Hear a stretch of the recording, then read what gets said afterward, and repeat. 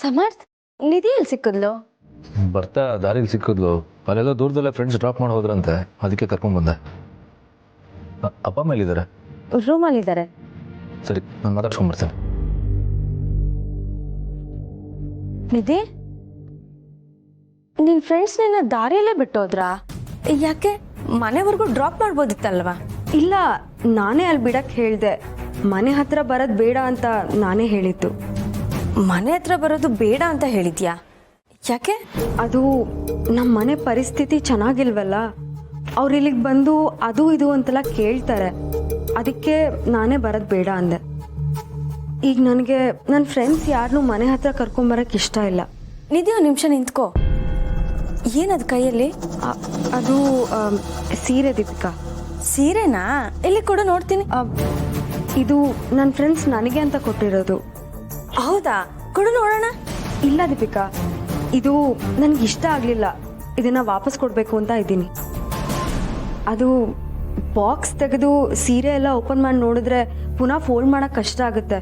ನನ್ನ ಫ್ರೆಂಡ್ಸಿಗೆ ಫೋನ್ ಮಾಡಿ ಇದನ್ನು ವಾಪಸ್ ತೊಗೊಂಡು ಹೋಗಕ್ಕೆ ಹೇಳ್ಬಿಡ್ತೀನಿ.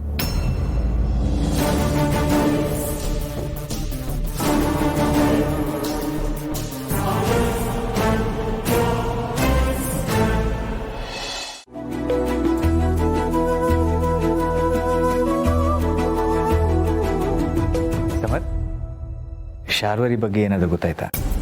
ಪೊಲೀಸ್ನವ್ರು ಇಡೀ ಏರಿಯಾ ಎಲ್ಲ ಹುಡುಕ್ತಾ ಇದ್ದಾರೆ, ಆದರೆ ಎಲ್ಲೋ ಸುಳಿವಿಲ್ಲ. ಶಾರ್ವರಿ ಎಷ್ಟು ಚಾಲಾಕಿ ಅಂತ ನಿಮ್ಗೆಲ್ರಿಗೂ ಗೊತ್ತು. ಅವಳನ್ನು ಹಿಡಿಯೋದು ಅಷ್ಟು ಸುಲಭ ಇಲ್ಲದೆ ಇರ್ಬೋದು, ಆದ್ರೆ ಅಸಾಧ್ಯ ಅಂತೂ ಅಲ್ಲ. ಅವಳನ್ನು ಇಲ್ಲಿಂದ ತಪ್ಪಿಸ್ಕೊಂಡು ಹೋಗಿ ಬಿಟ್ಟಿದ್ದೇ ತಪ್ಪಾಯ್ತು. ಎಲ್ಲ ನನ್ನಿಂದನೇ. ಮಕ್ಕಳ ಮಾತನ್ನ ನಂಬಿದಿದ್ರೆ ಅವಳು ಯಾವಾಗಲೂ ಸಿಕ್ಕಾಕೋತಿದ್ಲು.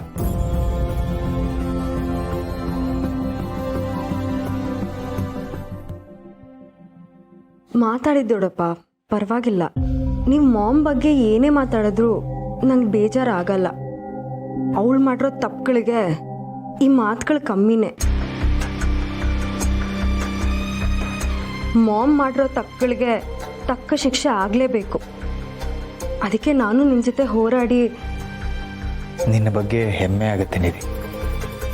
ತಪ್ಪು ಮಾಡಿರೋದು ಹೆತ್ತ ತಾಯಿ ಅಂತ ಗೊತ್ತಾದ ಮೇಲೂ ನೀನು ಸತ್ಯದ ಪರ ನಿಂತಿದೀಯಾ.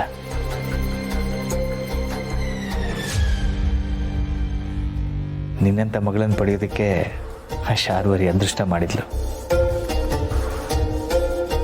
ಆದರೆ ಅಂಥವಳನ್ನ ತಾಯಿಯಾಗಿ ಪಡೆದಿದ್ದು ನಿನ್ನ ದುರದೃಷ್ಟ.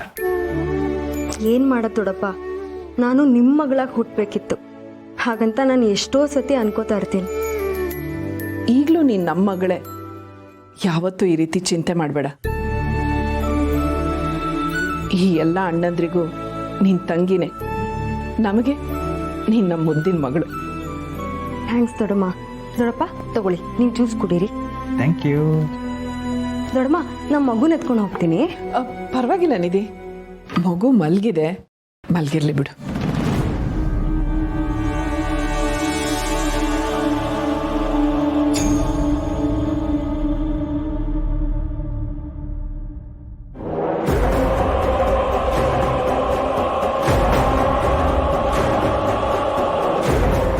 ಅಮ್ಮ ಹೇಳಿದ ಕೆಲಸಗಳು ಯಾವುದೂ ಆಗ್ತಿಲ್ವಲ್ಲ. ಇರ್ಲಿ, ಮೊದಲು ಇವ್ರಿಗೆ ನನ್ನ ಮೇಲೆ ಪೂರ್ತಿ ನಂಬಿಕೆ ಬರೋ ಹಾಗೆ ಮಾಡ್ಕೋಬೇಕು. ಆಮೇಲೆ ಮಾಮ್ ಹೇಳಿದ ಕೆಲಸಗಳನ್ನೆಲ್ಲ ಮಾಡಬೇಕು.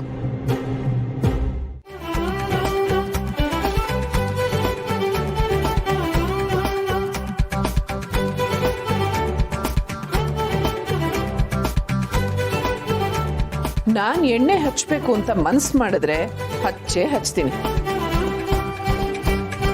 ನೀವು ಎಲ್ಲಿ ಹೋದ್ರೂ ಹಿಡ್ಕೊಂಡು ಬಂದು ಎಣ್ಣೆ ಹಚ್ತೀನಿ. ಸಿಕ್ಕಾಕೊಂಡು ಬೇರೆ ದಾರಿನೂ ಇಲ್ಲ, ತೊಳ್ಳೆ ಕೊಡಲೇಬೇಕು. ಅಮ್ಮ, ಅವರಿಬ್ರು ಕೆಲಸದ ಬಗ್ಗೆ ಯೋಚನೆ ಮಾಡಿ ಮಾಡಿ ತಲೆ ತುಂಬ ಬಿಸಿಯಾಗಿದೆ. ಅವರಿಬ್ರಿಗೂ ಒಂದು ಫುಲ್ ಬಟ್ಲು ಅಮ್ಮ, ಫುಲ್ ಬಟ್ಲು ಎಣ್ಣೆ ಇಬ್ರಿಗೆ ಬೇಕಾಗ್ಬೋದು. ಚೆನ್ನಾಗಿ ಹಚ್ಚಿ.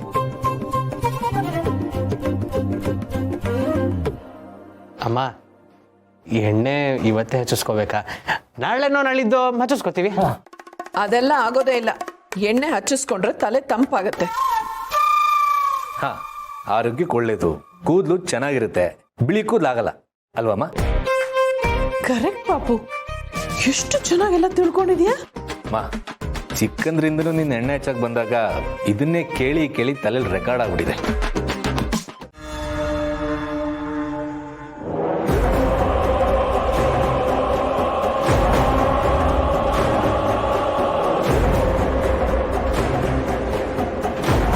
ಇದೇನಿದು?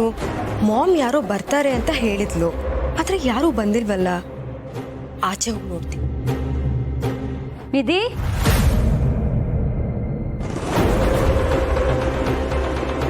ಎಲ್ಲಿಗೆ ಹೋಗ್ತಿದ್ಯಾ? ಅದು ಮಗುನ ಎತ್ಕೊಂಡು. ಅದು ನಮ್ಮ ಪುಟ್ಟಲಕ್ಷ್ಮಿ ಊಟ ಮಾಡಕ್ ಹಠ ಮಾಡ್ತಿದ್ದಾಳಂತೆ, ಅದಕ್ಕೆ ಆಚೆ ಕರ್ಕೊಂಡು ಹೋಗ್ತಿದ್ದೆ. ಊಟಕ್ಕೆ ಆಚೆ ಹೋಟೆಲ್ಗಾ? ಅದು ಹಾಗಲ್ಲ ದೀಪಿಕಾ, ಅದಕ್ಕೆ ಹೇಳ್ತಿದ್ರು ನಮ್ಮ ಪುಟ್ಟಲಕ್ಷ್ಮಿ ತಿನ್ನೋಕೆ ತುಂಬಾ ಗಲಾಟೆ ಮಾಡ್ತಿದ್ಲಂತೆ, ಅದಕ್ಕೆ ಅವಳಿಗೆ ಸಮಾಧಾನ ಮಾಡೋಣ ಅಂತ ಗಾರ್ಡನ್ಗೆ ಹೋಗ್ತಾ ಇದ್ದೆ ಅಷ್ಟೆ. ಓ ಹೌದಾ, ನಡಿ ಇಬ್ರು ಹೋಗೋಣ. ಹೇ, it's okay, I can manage. ಪರವಾಗಿಲ್ಲ, ನಡಿ ಇಬ್ರು ಸಮಾಧಾನ ಮಾಡೋಣ. ಬಾ. ಅಯ್ಯೋ, ಪುಟ್ಟಲಕ್ಷ್ಮಿ ಅಳ್ತಾ ಇದ್ದಾಳೆ. ಇರ್ಲಿ, ನಡಿ ಇಬ್ರು ಆಟ ಆಡಿಸ್ಕೊಂಡು ಸಮಾಧಾನ ಮಾಡೋಣ. ಬಾ. ತಗೋ ನೀನೇ ಸಮಾಧಾನ ಮಾಡು.